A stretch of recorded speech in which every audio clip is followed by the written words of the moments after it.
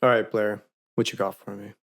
Mark my words, if a man feels below you, if he has some major inferiority complex, it will not work.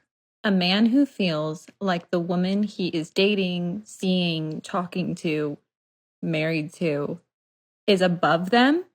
And I'm not talking about like in one thing. I feel like partners can be better and worse at certain things. I mean, partners can even be more or less confident. However, if they see you and they just put you on a higher pedestal, most often because they hate themselves and haven't healed themselves, it will inevitably fall apart.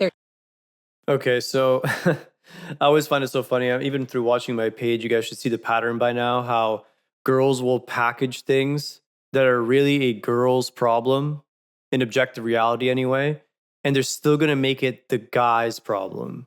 Okay, this is what I always find so fascinating. So here's my issue with this. She's framing it in a way where if a guy feels that the girl is above him, that he will sabotage the relationship, when in reality, that's not how it typically goes. When a girl starts to recognize that the guy is putting her on a pedestal, she's the one that starts to sabotage the relationship in a variety of ways. Disrespect, infidelity, emotional unavailability, the list goes on. She's also using the term unhealed, which I find to be used inappropriately almost all the time. Sometimes guys get lucky too. They punch a little too high, they put on a front and lie about the details, and then they get overwhelmed because they can't maintain the facade. Eventually, that may lead to insecurity because the type of guys that are around and available for the girl are often better than he is. His ego will come into play at some point and jealousy will become a factor. Why would she stay with me when she can get that guy? In the particular case that I'm talking about, she is right. The guy will self-sabotage, but because the girl will recognize that he is not as good as she thought he was. He won't be the one to end the relationship.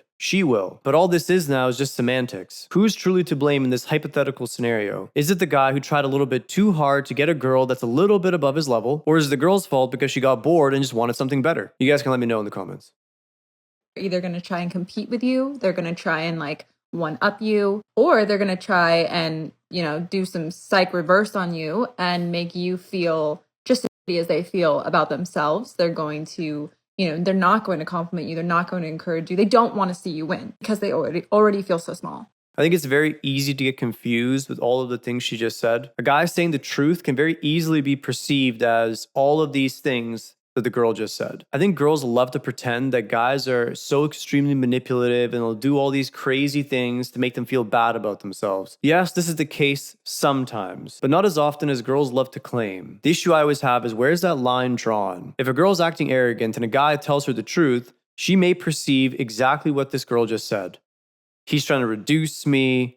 He's trying to compete with me, etc., etc., etc. As a guy, if you start to perceive your girl seeing you as the enemy whenever you say something, it's probably best just to end it. At that point, even if you tell her the truth, she probably won't accept it for what it is, and even worse, she'll call you out for being insecure. If you're at this stage, it's better to just take the L and move on. If you like this video, like and subscribe. If you want to see more of my private content, don't forget to check the link in the description below.